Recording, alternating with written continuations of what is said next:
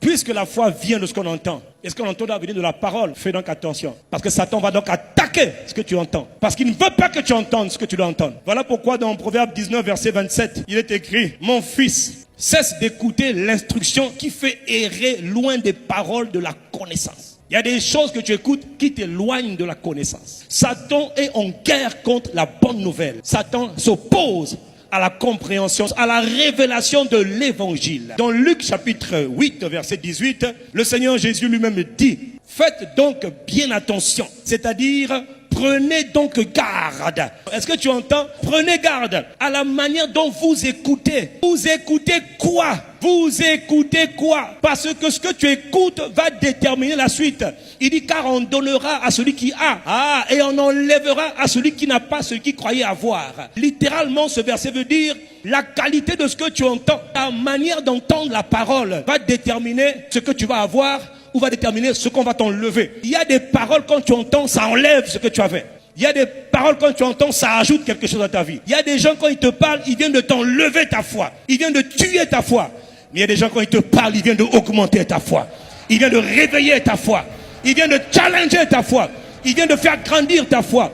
Mais fais attention à la manière dont tu écoutes. Satan se bat pour pas que tu comprennes l'évangile. Ah non! Il a dit dans Galates chapitre 1 au verset 6, le Saint-Esprit dit par la bouche de Paul, il dit je m'étonne de ce que vous vous laissiez détourner aussi facilement de celui qui vous a appelé par la grâce de Christ pour passer à un autre évangile. Non pas qu'il y ait un autre évangile, mais il y a des gens qui vous perturbent, il y a des gens qui vous troublent parce qu'ils veulent renverser l'évangile de Christ, pas l'évangile du pasteur, pas l'évangile du prophète. L'évangile veut dire bonne nouvelle. Il n'y a qu'une seule bonne nouvelle, c'est la bonne nouvelle de l'œuvre achevée, pas de quelqu'un, un prophète, mais de Jésus le Messie, de Jésus le Christ. Il n'y a qu'une seule bonne nouvelle. Et Satan veut torpiller la bonne nouvelle. Il te fait entendre des bêtises pour te détourner de la bonne nouvelle. L'évangile est centré sur la personne du Christ, sur son œuvre, sur sa mort sur une croix, sur son sang qui a été versé pour sauver tous les hommes. Si tu as raté le sang de Jésus, tu n'as pas compris l'évangile. L'évangile, c'est Christ crucifié, Christ enseveli, Christ ressuscité, Christ qui est monté et Christ qui est redescendu par l'Esprit de Christ, le Saint-Esprit. Tout est centré seulement sur le Christ. Les gens souffrent parce qu'ils n'ont pas compris la porte d'entrée. C'est d'abord le sang de Christ. S'il n'y a pas de sang de Christ, il n'y a pas de pardon des péchés. S'il n'y a pas de sang de Christ, il n'y a pas de réconciliation avec Dieu. S'il n'y a pas de sang de Christ versé, il n'y a pas de sainteté, il n'y a pas de consécration. On peut parler aux gens, oui, faut être saint, faut être saint. Non, la sainteté a été acquise par le sang de Jésus-Christ. Parce que par le sang de Jésus, je suis devenu saint. Je ne serai pas, je suis devenu saint. Donc je ne peux pas pécher.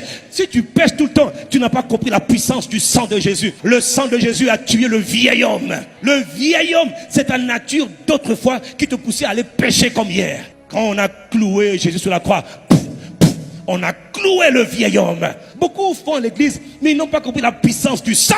Voilà quoi ils souffrent. Mon ami, s'il y a des malédictions dans ta vie, on ne sort pas par le jeûne de la prière, c'est faux. Le jeûne de la prière sont importants, mais le jeûne de la prière doit s'appuyer sur l'œuvre achevée de Christ, sur l'œuvre de Christ à la croix et à la résurrection. Ma prière doit s'appuyer sur ce que Jésus a fait. On ne saccage pas le monde de ténèbres avec les simples prières et jeûnes. Non, beaucoup de gens ont été trompés. La foi vient de ce qu'on entend. Ta foi a été assassinée par des gens qui tu as fait confiance. Ils t'ont dit, si tu veux être délivré, emmène les bijoux que tu avais à la maison. Ton enfant est un sorcier, ton grand frère est un sorcier. D'ailleurs, dans ta famille, tout le monde est sorcier.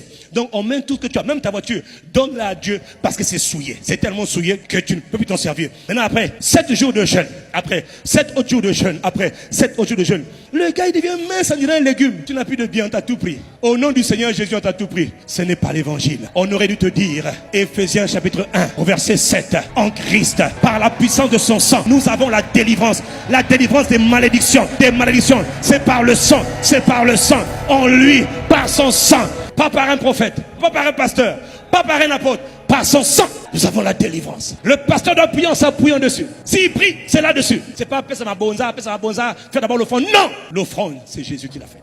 Quel montant tu vas donner pour avoir la guérison? Si ce n'est pas ce que Jésus a déjà fait. Il a été maudit pour que toi, dans ta vie, on ne parle plus jamais de malédiction. Revenez sur le sang. Parce que beaucoup sont rentrés dans la vie chrétienne par les fenêtres. Ils sont rentrés par la guérison, par la démonologie. Non, les démons ne sont pas un problème. On les chasse. Pourquoi faire une fixation sur des démons? Mon frère, faut te réveiller. Beaucoup ont été dépouillés dans leur église. A bien dit, c'est là-bas, c'est la magie, la franc-maçonnerie, la sorcellerie. Il ne veut pas que tu entendes parler de l'évangile. L'évangile. L'évangile de Christ. La bonne nouvelle. Jésus est mort pour mes péchés.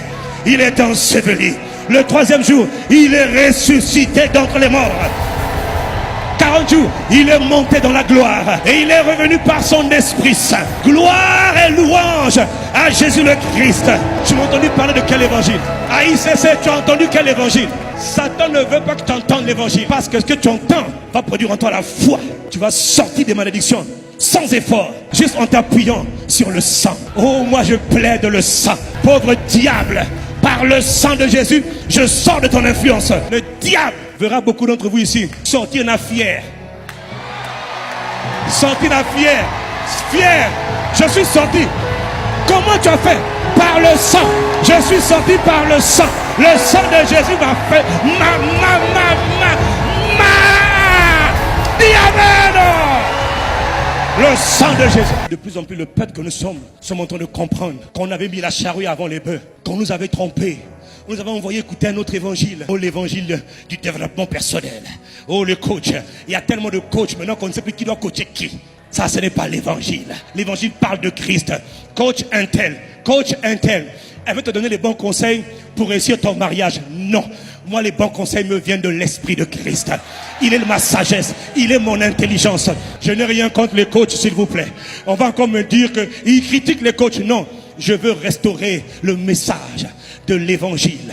C'est par le sang de Jésus qu'on vit une belle vie. C'est par le sang de Jésus qu'on sort des griffes des ténèbres et qu'on rentre dans la gloire. C'est par le sang de Jésus. Quiconque n'a pas compris la puissance qui est dans le sang va souffrir. Apocalypse 12, verset 10. Écoute ce qu'il est écrit. Maintenant, le salut est arrivé. Et la puissance, et le règne de notre Dieu, et l'autorité de son Christ. Car il a été précipité, l'accusateur de nos frères. Celui qui les accusait devant notre Dieu jour et nuit. Au verset 11, ils l'ont vaincu. À cause du sang de l'agneau. À cause du sang. Ils l'ont vaincu. Ils l'ont dépouillé. Ils l'ont massacré. Ils l'ont humilié. Satan et son armée. À cause du sang. Uniquement le sang de l'agneau. Écoute la suite. Et à cause de la parole de leur témoignage. C'est-à-dire ce que toi-même tu dis que le sang a fait pour toi. Le salut est arrivé.